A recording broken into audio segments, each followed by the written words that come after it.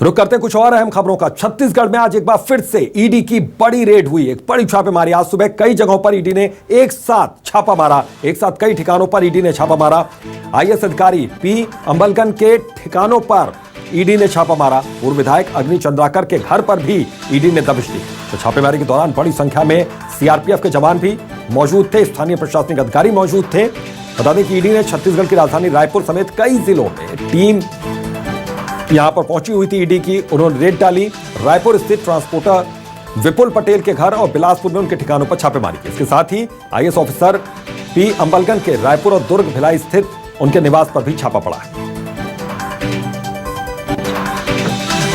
तो ईडी ने छापेमारी की, कहां छापा मारा वो भी हम ग्राफिक्स के जरिए आपको समझाते हैं कि राज्य के सीनियर आईएएस अफसरों में पी अंबलगन हैं, जिनके यहां पर छापा पड़ा उनके अलग अलग ठिकानों पर।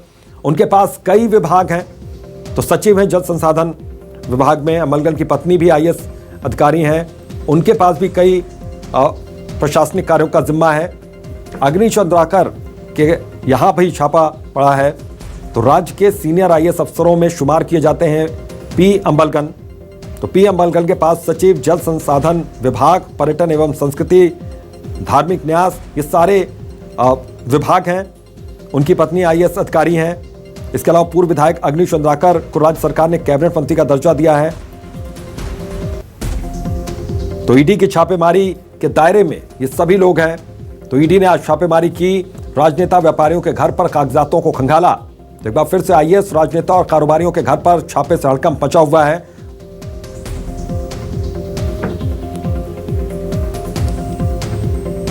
तो ईडी की छापेमारी के मायने क्या हैं ये भी आपको समझाते हैं। ईडी की कार्रवाई को कैसे देखा जा रहा है। इससे पहले आईएएस समीर बिश्नोई के घर पर भी छापा मारा गया था। कोयला कारोबारियों के घर पर भी उस वक्त छापे मारे गए थे। तो इस मामले में सभी आरोपी अभी जेल की सजा काट रहे हैं, सलाखों पीछे हैं। तो ईडी की कार्रवाई को पहले पड़े छापों से ही जोड़कर देखा जा रहा है। तो पहले आईएएस समीर बिश्नोई समेत कोयला कारोबारियों के यहां छापेमारी हुई थी। फिलहाल इस केस में अभी आईएएस अधिकारी समेत कारोबारी जेल में सजा काट रहे हैं। और शिवम मिश्रा हमारे सहयोगी इसी खबर पर जुड़ गए, सीधा उनका रुख करते हैं। शिवम, आज छापेमारी हुई दिन भर, ईडी ने कुछ बातें सामने रखी, उनके हाथ क्या क्या सबूत या क्या दस्तावेज लगे हैं, इसके बारे में कोई जानकारी निकलकर सामने आई? और छापेमारी का सिलसिला कितनी देर तक ये चलता रहा?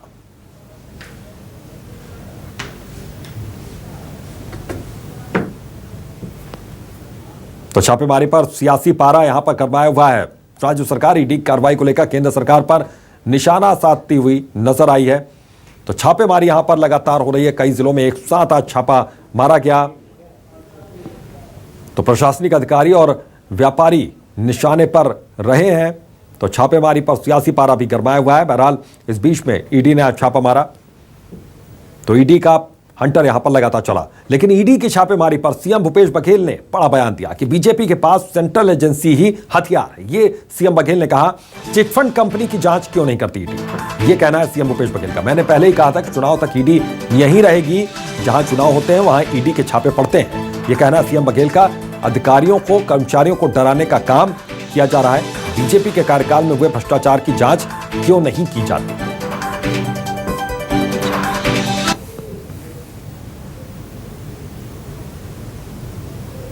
पार्टी यहाँ लड़ नहीं पा रही है। उनका तो उद्देश्य ही वही है।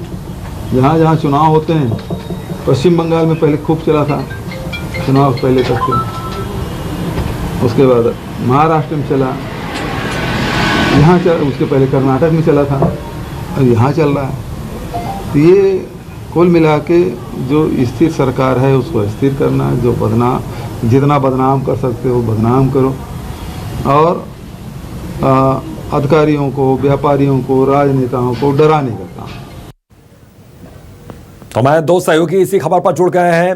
भिलाई से यशवंत साहू जुड़ गए हैं, रायपुर से शिवम हमारे सहयोगी जुड़ गए हैं। यशवंत, किस तरह का माहौल आज रहा दिन भर, और ईडी की छापेमारी के बाद कैसी हलचल देखी गई? क्या कुछ दस्तावेज जिसके बारे में जिक्र यहां पर ईडी ने कुछ किया, क्या हाथ लगा उनके?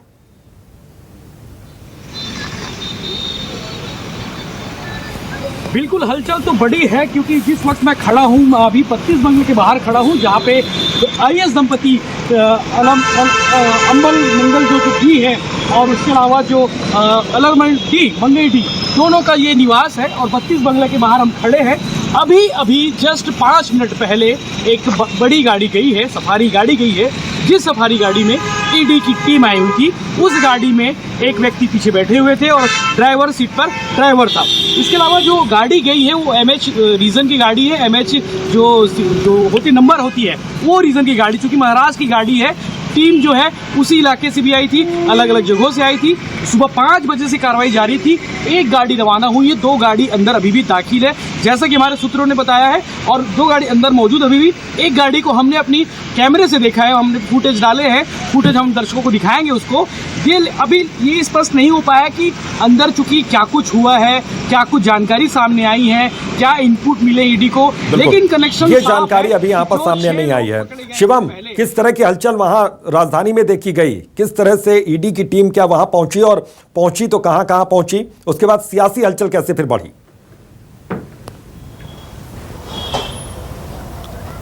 बिल्कुल निश्चित ही देखिए, अगर मैं हलचल की बात सबसे पहले करूं तो चूंकि छत्तीसगढ़ प्रदेश की राजधानी है रायपुर जिला, और रायपुर जिले में जो है कुछ भी ऐसी घटनाएं होती तो उसकी हलचल पूरे प्रदेश भर में देखने को मिलती है। और न सिर्फ राजधानी रायपुर बल्कि ईडी की ये ताबड़तोड़ कार्रवाई जो है वो भिलाई, दुर्ग, बिलासपुर, और चर्चा ये भी है कि देर शाम तक ईडी की टीम जो है वो कोरबा जिले से भी जुड़े कुछ कारोबारियों को जो है उनके अलग अलग ठिकानों पर दबिश दी है। तो निश्चित ही एक जो है बहुत ही यहाँ पर गहमा गहमी का माहौल देखने को मिला, क्योंकि जो है आईएएस दंपत्ति लगातार जो है आईएएस अधिकारियों पर ईडी की कार्रवाई जारी है। बीते दिनों भी जो है आईएएस अधिकारी को ईडी ने अपने गिरफ्त में लिया, और उसके बाद आज फिर आईएएस दंपत्ति के घर जो है ताबड़तोड़ छापेमार कार्रवाई तड़के सुबह ईडी की टीम करती है। उसके बाद देखने को मिलता है कि कांग्रेस के नेता, पूर्व विधायक और बीज निगम मंडल के अध्यक्ष अग्नि चंद्राकर के घर पर ईडी की टीम पहुंचती है। सीआरपीएफ की फोर्स उनके साथ रहती है और एक ताबड़तोड़ तरीके से वहां पर जो है दबिश देकर ताबड़तोड़ ये छापेमारी यहां पर हुई है। इसको लेकर सियासी पारा भी गरमाया। बहुत बहुत शुक्रिया शिवम आपका, यशवंत आपका बहुत बहुत शुक्रिया इस तमाम जानकारी के लिए। नजर बनाकर रखिएगा। तो ईडी की छापेमारी हुई, आज सुबह से शुरू हो गया है, यह सिलसिला अभी तक जारी है।